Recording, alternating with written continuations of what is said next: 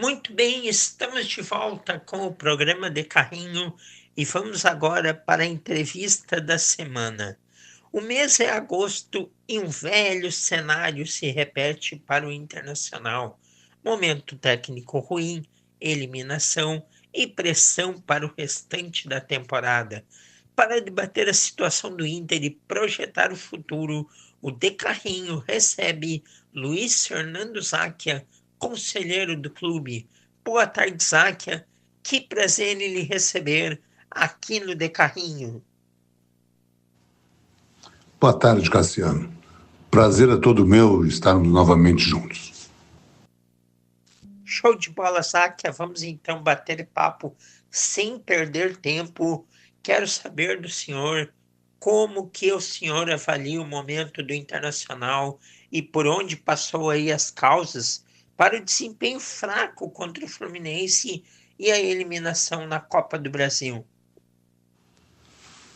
Na verdade, o momento do Inter não é bom, né? Eu já tenho defendido publicamente, nas participações que faço em alguns programas de rádio e TV, que já deveria ter sido trocado o treinador.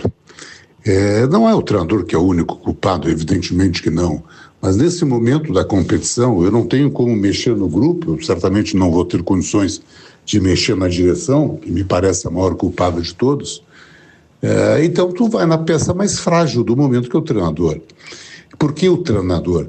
Porque, na minha avaliação, o Internacional, que teve aí 20 dias para treinar, enquanto as equipes principais do Brasil estavam disputando o Campeonato Mundial, o Inter estava de férias, 10 dias, 12 dias, isso fazendo com que os jogadores pudessem descansar, o que é importante, e teve aí quase 20 dias para fazer treinos, tanto na parte física como na parte tática.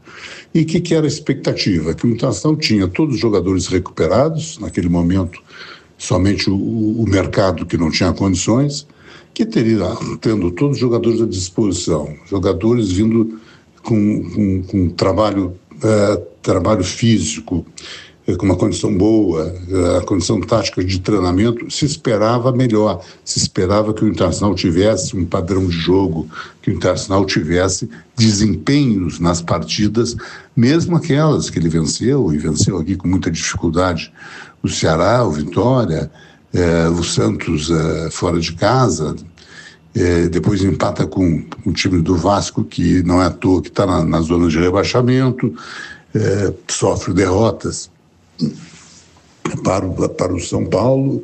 No meu entendimento, há um equívoco muito perde para o Fluminense na Copa do Brasil, poupa 8 jogadores para jogar contra o São Paulo e vai jogar no Rio de Janeiro e não consegue vencer o fraco time do Fluminense.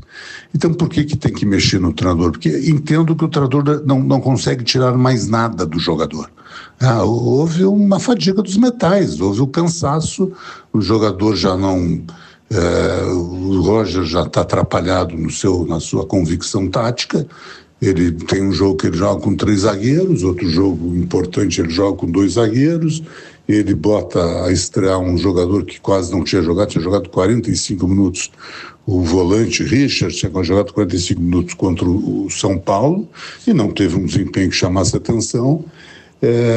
No jogo anterior joga com 2 centroavantes, aí no jogo importante contra o Fluminense ele vem com um centroavante, perde o Valença, que estava muito mal, evidentemente estava muito mal, mas nós sabemos que o Valença tem condições para ter um desempenho melhor.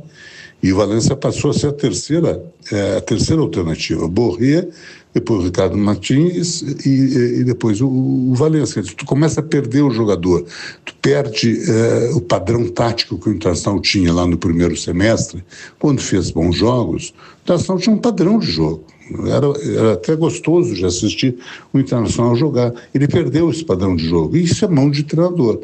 Então, como é que eu remobilizo um vestiário? Como é que eu faço com que jogadores que estão entregando pouco possam entregar mais, que têm condições, que têm potencial para ter um desempenho melhor, com a troca da chefia? Quer dizer, um treinador novo mobiliza. Aquele treinador que está lá na reserva, que está se sentindo injustiçado, ele ele vai querer mostrar serviço para o novo treinador. E aquele jogador que é titular, mas que não está bem, não está com bom desempenho, vai querer mostrar para o novo treinador que ele tem condições. Então, escolhendo bem o treinador, tu tem a capacidade da remobilização. E o Internacional precisa disso, né? A competição que o Internacional tinha para ganhar era a Copa do Brasil. Vejam, saiu fora o Flamengo, saiu fora o Palmeiras, saiu fora o São Paulo, que eram times da primeira linha. Hoje, essa Copa do Brasil está se avizinhando aí para o Botafogo, que é o único time, grande time que continua na competição, talvez o Cruzeiro. Mas essa era a competição que o Internacional podia ganhar. Mas para ganhar essa competição, tu tinha que ter tido um desempenho muito melhor que teve em Porto Alegre contra o Fluminense. Perdeu o jogo, olha, e o Fluminense é um time fraco. O Fluminense, quando perdeu o Arias, ficou um time absolutamente comum. Aqui em Porto Alegre fez 2 gols, chutou 4 bolas em gol. Ontem, quarta-feira no Rio de Janeiro, chutou 2 bolas em gol e fez o gol porque o menino, o Ronaldo, deu uma entregada, teve um azar muito grande, mas deu uma entregada e o Fluminense fez gol, senão não faria gol. Mas o desempenho do Inter foi muito fraco. Foi fraco contra um time fraco, que é o Fluminense, e num momento extremamente importante da competição. Então, por isso que, insisto e repito, eu trocaria o treinador. Pois é, o Roger, ele vem demonstrando estar perdido. Eu até venho colocando aí nos meus espaços que o Internacional ruiu. E alguma coisa acontece no trabalho do Roger, além dos resultados em campo e o desempenho. Internamente, alguma coisa acontece que, inevitavelmente, em outros momentos, seja no Grêmio ou em outros clubes, isso já havia acontecido e agora está se repetindo. Isáquia, você falou ali do período de folga. O Inter havia ido para a parada para a Copa do Mundo de clubes na zona de rebaixamento do Brasileirão. Então eu te pergunto o seguinte: a preparação para o retorno, com cerca aí de 15 dias de folga, foi a adequada? E qual a parcela que você separa de responsabilidade que tem jogadores, comissão técnica e diretoria no momento atual? Não, eu não tenho condições para falar da questão física, se a preparação foi das melhores, mas teve aí mais de 15 dias para treinar, teve mais de 15 dias para melhorar o seu condicionamento físico, né? E para fazer treinos táticos, porque até então se dizia, e com razão, que não se tinha tempo para treinar. Era jogo no domingo, avião na segunda, terça-feira, jogo na quarta, avião na quinta, sexta-feira, jogo no domingo. Tinha muito pouco tempo para que os jogadores pudessem aprimorar a questão tática. Nesta parada, tiveram mais de 15 dias. Bom, 15 dias tu trabalha um turno na questão física, outro turno na questão tática. Um turno na questão física, outro turno na questão tática. Quer dizer, tu tinha, esse era o objetivo, a melhora na condição física, enquanto Flamengo, Palmeiras, Botafogo, Fluminense estavam se desgastando no Campeonato Mundial, não tendo tempo hábil para descanso, era jogo e logo vem para o Brasileiro e continua o jogo. O Internacional estava se preparando, né? Melhorando a sua condição física, aprimorando a condição técnica. Então, participação dos jogadores, o grupo de jogadores é esse. A diretoria que foi absolutamente incompetente. Incompetente quando ela tem uma perda de um jogador fundamental, que era o Fernando, e não fez nenhum esforço para buscar um grande jogador. Um que viesse substituir o Fernando de uma maneira inquestionável, né? Mantém 2 centroavantes que custam mais de 3 milhões por mês, que não estão dando rendimento. Bom, abre mão de um, bota no mercado tu abre mão de 1,5 milhão, 1,6 milhões de salário, e com esse valor eu trago 2, 3 jogadores que estariam aí qualificando o meu grupo. Que seriam esses 2, 3 jogadores? Seria um volante para suprir a ausência do Fernando, um meia-direita intenso, que o Internacional não tem, é o número 8, aquele intenso que faz de área a área, um jogador jovem, porque o nosso meio-campo, quando estava jogando com Thiago Maia, Bruno Henrique e Alan Patrick, nós estamos falando de 100 anos de idade, somatório da idade deles. Tu precisa botar um menino de 23, 24, 25 anos, para que ele possa dar dinamismo, para ele possa dar intensidade ao meio-campo. Trouxe esse jogador uruguaio, que eu vi no jogo contra o São Paulo, mostrou qualidade, mostrou assim, é um jogador que disputa campo todo, que ele tem, quando tiver entrosamento necessário, terá, me parece, a capacidade de dar a intensidade que falta. Mas essa diretoria foi tão incompetente que traz o jogador um dia depois do prazo para inscrever na Copa do Brasil. Quer dizer, ele não pôde nem jogar contra o Fluminense. Talvez se tivesse jogado no meio da semana contra o Fluminense, o Internacional podia ter tido um bom resultado. Mas ficou discutindo, negociando quase que um mês com o Argentino Júnior, que era o time onde ele estava jogando, e consegue a liberação somente um dia depois, quando está encerrado as inscrições para essa fase da Copa do Brasil. Então, trouxe o jogador só para o brasileiro, né? Fez um investimento de 4 milhões de dólares para trazer o jogador do brasileiro. E a responsabilidade técnica da comissão técnica, falo aí objetivamente do treinador, é o que falei antes. Quer dizer, a sensação que eu tenho, à distância, é que ele não consegue tirar mais nada dos jogadores, né? Há um desgaste, ele perdeu as suas convicções, e o Roger sempre teve um modelo de jogo em todos os times que passou, e tinha aplicado isso no primeiro semestre do Internacional, no último semestre, melhor dito, do ano passado, que era um time de excelente toque de bola, de movimentação, de qualidade técnica, perdeu isso. O Internacional não tem toque de bola. O Internacional, os jogos aí estão para demonstrar, ficava tocando bola na área, sem aproximação, matando de fome os centroavantes. O centroavante da Internacional morre de fome. Eu sei que o Borré está numa fase muito ruim, eu sei que o Ener Valencia está numa fase muito ruim, mas também nós temos que reconhecer, a bola quando chega, bola alta para disputar com o zagueiro que está de frente para o lance, e o centroavante está de costa para o lance. O zagueiro, que normalmente é mais alto, vai ganhar, sempre vai ter a vantagem. E é o que tem acontecido. Então, perdeu aquela característica, o time, que era um time de excelência. Tanto é que, quando iniciou o Campeonato Brasileiro, era apontado para os jornalistas do Brasil como um dos 3, 4 favoritos à conquista do título. Todos nós achávamos. Não, se disse, não, se iludiu com o Campeonato Gaúcho.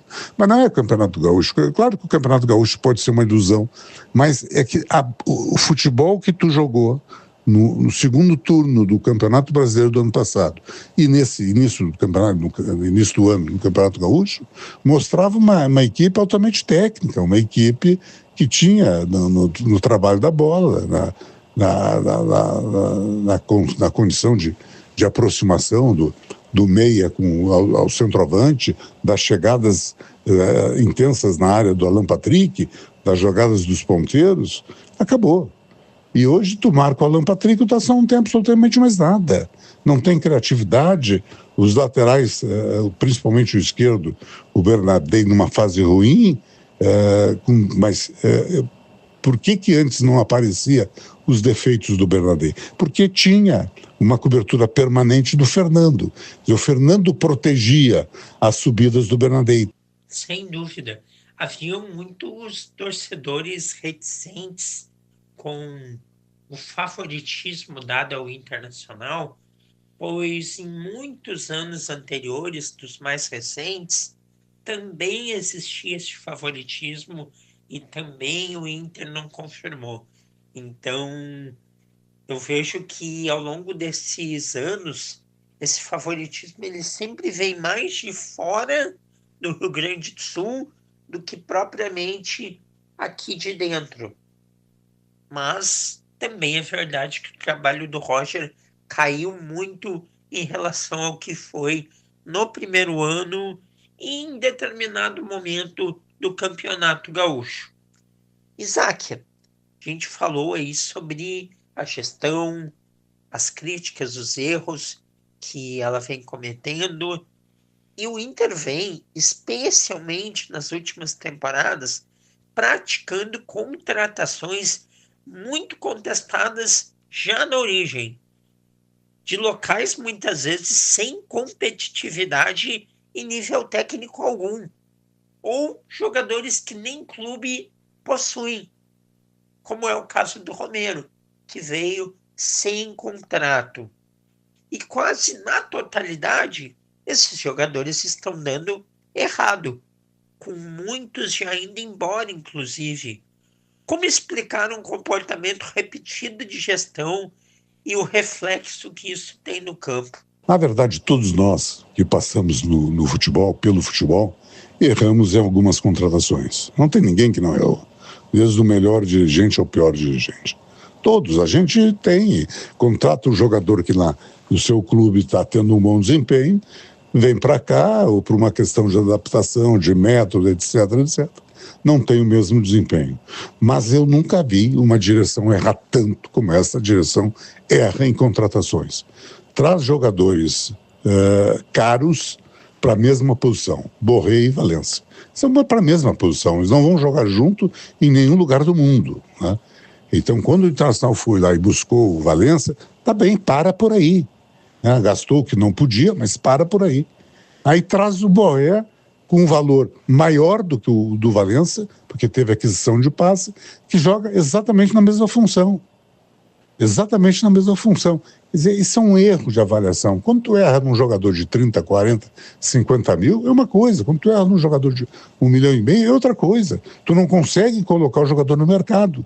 Mesmo que o Internacional quisesse abrir mão hoje do Valência e do Borré, e eu diria isso, teria que abrir mão de um deles, tu não consegue repor, tu não consegue botar no mercado porque nenhum clube vai pagar o que o Internacional está pagando. E eles preferem ficar aqui, recebendo 1,5 milhão todo final do mês, até ficar livre aí pela questão do passe. Então errou muito. Ela trouxe lateral que não jogou, o Ramon jogou meia dúzia de partidas, pagou parece que 9 milhões, está emprestando por meia dúzia de cruzeiros.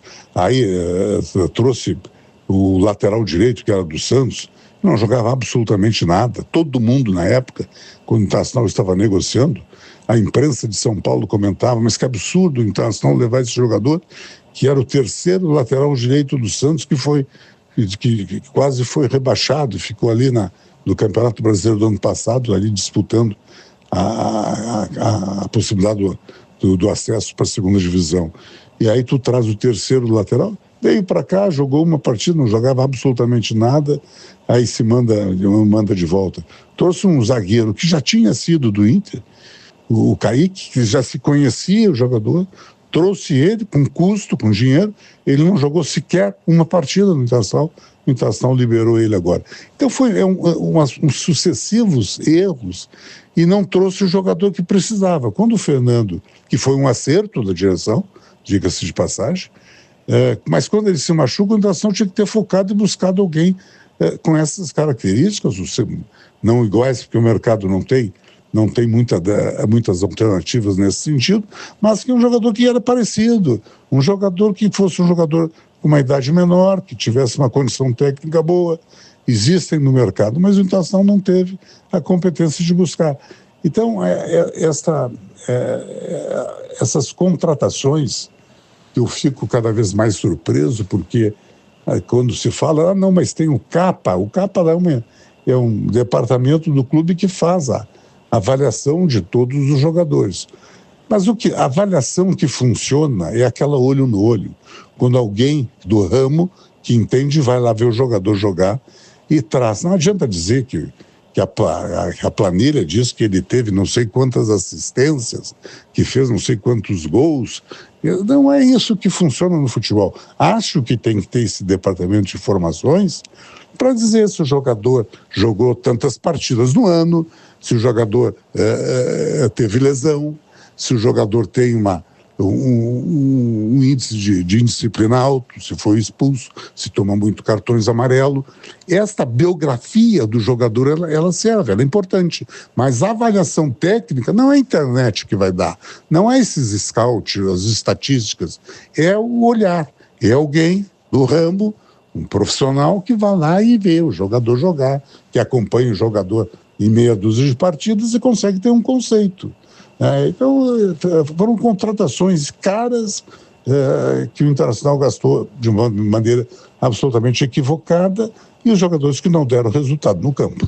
Pois é, o erro, ele é totalmente pertencente ao futebol. Agora, o que pega são que muitos desses jogadores que o Inter contratou, todos ou quase todos, na sua grande maioria, já diziam que daria errado antes de contratar, porque os históricos não recomendavam nada. Você citou jogadores que nem a torcida mais lembra, como, por exemplo, o lateral Natan, que veio do Santos, que nunca se teve esperança que poderia jogar e ser importante. Que coisa! Como o Inter contratou mal nos últimos anos. Impressionante. E eu também te pergunto, Sáquia, você já comentou um pouco sobre eles, entende que um deveria ser negociado? Dos jogadores mais caros, a resposta não está vindo. E os exemplos são Borré e Valência. O senhor ainda vê margem para eles no Inter ou não acredita mais em uma retomada desta dupla? Não, são os jogadores mais caros, as contratações que tinham maior expectativa, né? Eu acho muito difícil a questão do Valência. O Valência, quando naquele jogo da Libertadores do ano passado, até então ele tinha um bom desempenho, um belo desempenho no Inter, fazendo gols. Mas naquele jogo contra o Fluminense ele ficou marcado quando ele erra 2, 3 gols e isso fez com que o Inter perdesse a partida. Não teve a culpa só dele. O grande culpado, no meu entendimento, naquela derrota foi o Kudê. Mas enfim, o centroavante errou o gol, ele paga a conta. Eu acho difícil, porque o clube não trabalhou a cabeça dele, ele se sente... Imagina, o jogador titular da seleção do Equador, que é uma seleção que tem um desempenho surpreendente nas eliminatórias, está na frente do Brasil. Então, não é... vai se dizer, uma seleçãozinha de segundo nível, está na frente do Brasil nas eliminatórias. E é titular da seleção, é o grande ídolo da seleção equatoriana, e aqui no Internacional chega a ser o terceiro reserva. Então, tu não recupera esse jogador. Talvez um treinador novo chegando, apostando nele, até pode ser que ele dê uma resposta. O Borré tem muita entrega dentro do jogo, disputa lance, não dá para reclamar disso. Essa característica de insolvência do Valência, o Borré não tem. Mas o Borré está errando muito gol, ele erra gols decisivos, ele finaliza mal. Esse eu acho que ainda tem. O time indo bem, ele vai bem. Acontece que o todo está mal, né? Aí fica com maior dificuldade. Com certeza. Estamos aqui conversando com Luiz Fernando Sáquia, conselheiro do Internacional, 38 anos de experiência aí no clube. É um momento muito importante de a gente conversar com o Sáquia, pois o Internacional está no meio de um momento crucial na temporada, vem de uma semana muito ruim, eliminação na Copa do Brasil para o Fluminense, mas ali na frente já tem confrontos contra o Flamengo pela Libertadores, hoje tem jogo no Campeonato Brasileiro, Bragantino e Inter. E Sáquia, vamos falar então de outro problema do clube. Infelizmente, o nosso bate-papo é apenas com problemas no Internacional. Quando falamos em categorias de base, o Internacional vem de um rebaixamento no Sub-20. Dentro de um contexto mais geral, o que está acontecendo com o Inter? Bom, a questão da base é uma questão extremamente preocupante. É inadmissível que o Internacional, que é o celeiro de Ases, que foi um dos clubes do Brasil que mais formou grandes jogadores, que fosse rebaixado para a segunda divisão da categoria sub-20. É inadmissível.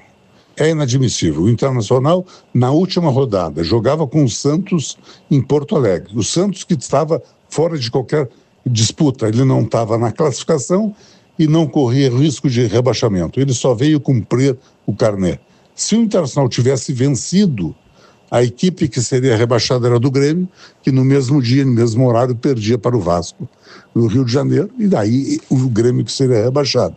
E o Internacional conseguiu a façanha de perder para o Santos por 4-2 e ser rebaixado. Bom, essa avaliação tem que se fazer. Eu sempre disse que a categoria de base, o ideal é que ela seja vencedora e formadora de jogadores. Esse é o perfil ideal.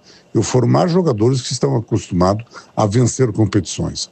Mas depois, se não for este o perfil ideal é que seja formador de jogador. Eu tenho que formar jogador. Eu tenho que fornecer a matéria-prima para o time profissional. E a terceira alternativa é que seja um time vencedor. Né? Nós já tivemos, o Internacional foi campeão na Copinha, a última vez, em São Paulo, quando venceu o Grêmio, não tem nenhum jogador daquele time que está no profissional. Então, foi um time formado vencedor, mas não era um time que formou jogadores. Bom, vai se olhar e vai se dizer, olha, no profissional o Internacional teve esse menino que foi vendido, o Gabriel, este sim formado no clube, chegou no Internacional com 12 anos. Depois tu tem o zagueiro, o quarto zagueiro, que foi contratado com quase 20 anos, então não foi formado no clube.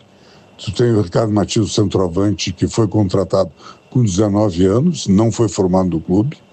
Tu tem o Luiz Otávio, o volante, que foi contratado também, veio, acho que no Mato Grosso, enfim, mas também veio contratado, não é um jogador formado na categoria, que hoje estão aí, o próprio Gustavo Prado, também veio do Rio de Janeiro, que estão servindo ao profissional. Né?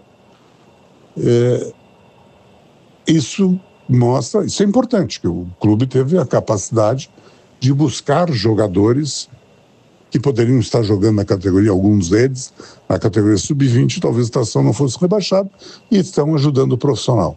Mas não é o jogador formado, então a categoria de base tem que ser olhada nesse todo. Não é o jogador que está sendo formado e lapidado no clube. Ele foi formado por outros clubes, tu traz ele, quando tu vender, esse outro clube tem uma participação muito grande no passe, etc, etc. A gente sabe como funciona isso. Então tem um erro nessa formação das categorias de base, tem um erro no desempenho, tem um erro no aproveitamento, tem um erro na valorização de jogadores. Bom, Saquei, como projetar o futuro? Seja ainda para este ano, tem os jogos aí diante do Flamengo pela Libertadores, seja para o Brasileirão, tem todo o segundo turno pela frente, e depois ainda tem mais um ano de gestão Barcelos. O que dá para esperar? Eu digo futuro muito, muito difícil. Né? Tu vai pegar o Flamengo, que foi eliminado da Copa do Brasil, então vai focar, evidentemente, que no Brasileiro e na Libertadores, que tem um time melhor que o Inter, que tem um grupo melhor do que o Inter.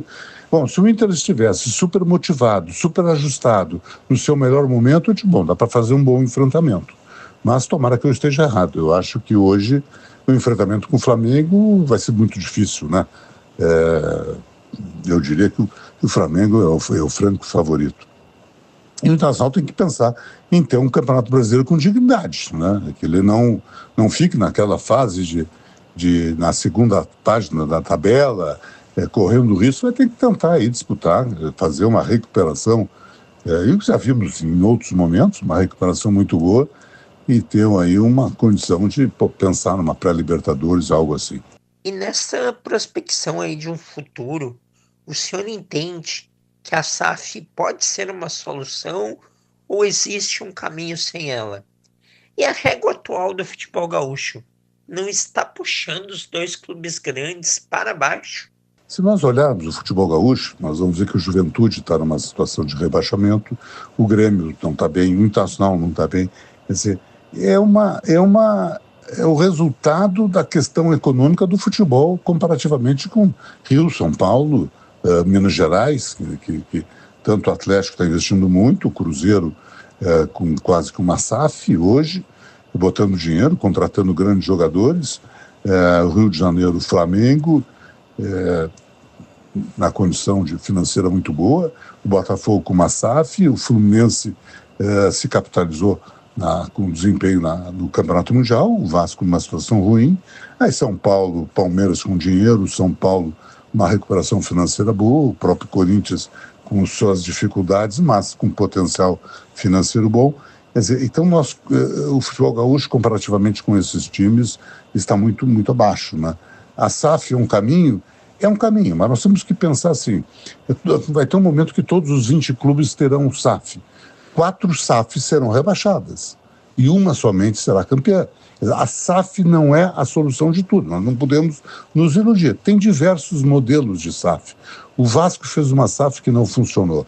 O Cruzeiro faz uma SAF que agora está dando resultado, mas foi eliminado da Sul-Americana, foi eliminado de uma maneira com desempenho muito ruim e fez a SAF, negócios impressionantemente ruins, né? Pagava 2 milhões por mês pelo Dudu, Dudu jogou meia dúzia de partida, rescinde o contrato do Dudu, vai ter que pagar até o final do contrato, que é o final de 26, e o Dudu está jogando no rival.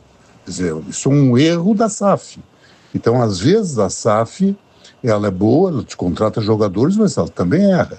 Se nós pegarmos o Botafogo, a SAF deu resultado no campo, foi campeão da Libertadores, campeão brasileiro, mas é uma SAF, no meu entendimento, barriga de aluguel. Bota os jogadores ali para botar no mercado. No ano passado tinha 3 jogadores excepcionais, Luiz Henrique, o Almada, e botou e vendeu, manda para a Europa, vendeu o argentino, quer dizer, fez dinheiro.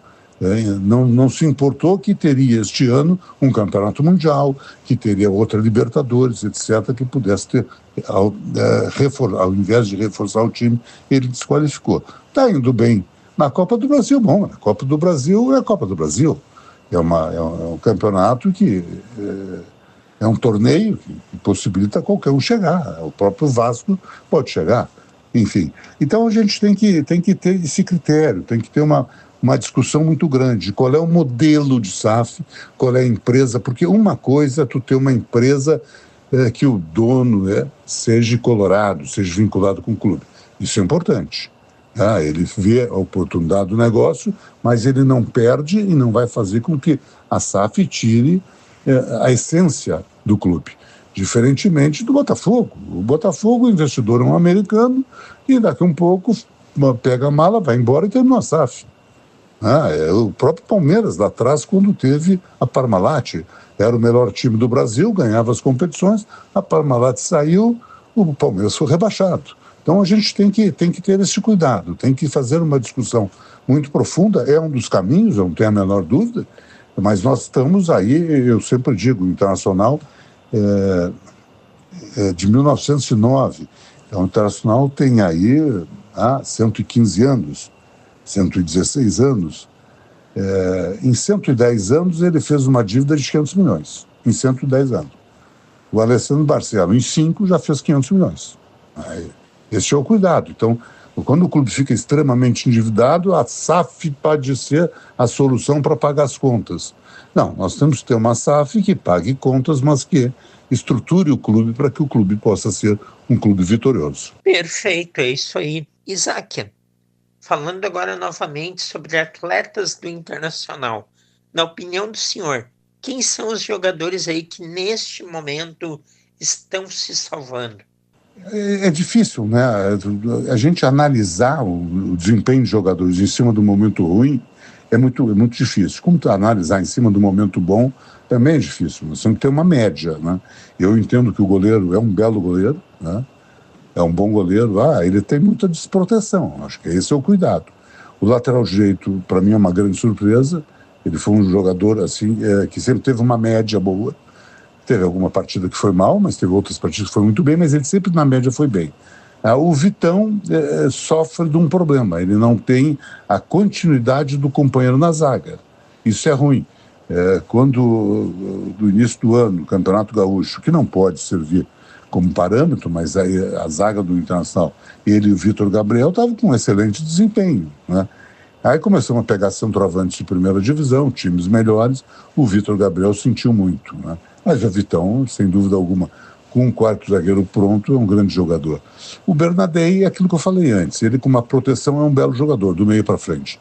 É um excelente jogador do meio para frente. Do meio para trás ele tem deficiência. Bom, tem que ter uma proteção. O Fernando era essa grande proteção. Eu não quero analisar assim pontos, mas eu entendo que o Alan Patrick está num mau momento, né? Está sendo marcado, o Internacional não tem opção, variações, até para liberar um pouco o Alan. O Carboneiro é uma bela surpresa, um jogador que tem ido bem. Os centroavantes nós conversamos, eles estão num momento ruim, eles têm potencial para dar uma resposta melhor. E o Bruno Tabata é um jogador para mim interessante, porque quando começa o jogo não vai bem, quando ele entra no decorrer do jogo, ele é uma boa alternativa. O Wesley está muito mal, muito mal. O treinador erra quando insiste demais nele. O jogador está numa má fase, e também temos que descontar que está jogando não na posição dele. A posição dele sempre foi o lado esquerdo, está jogando no lado direito porque o Carboneiro está bem na esquerda. Mas eu não gosto de fazer avaliação no momento assim, pós-derrota para o Fluminense. Eu prefiro fazer a avaliação no final de um turno do campeonato, daí a gente pode analisar todo aquele turno, todos os jogos, e ter uma média disso e poder fazer uma avaliação mais correta. Excelente, então, Luiz Fernando Záquia, muito obrigado pela sua participação. É sempre um prazer conversar com o senhor. Há alguns anos a gente bate papo aqui no De Carrinho. Grande abraço e até uma próxima. Cassiano, o prazer foi todo meu em poder participar desse momento de avaliação aí sobre o desempenho do nosso Inter, das projeções possíveis de fazer sobre o futuro do clube. E estou aqui à tua disposição para que possamos participar novamente em outros momentos. Um grande abraço. Obrigado. E haverão outros momentos, porque é sempre muito bom conversar com Luiz Fernando Záquia, conselheiro do Inter há 38 anos. O Záquia foi o entrevistado desta semana.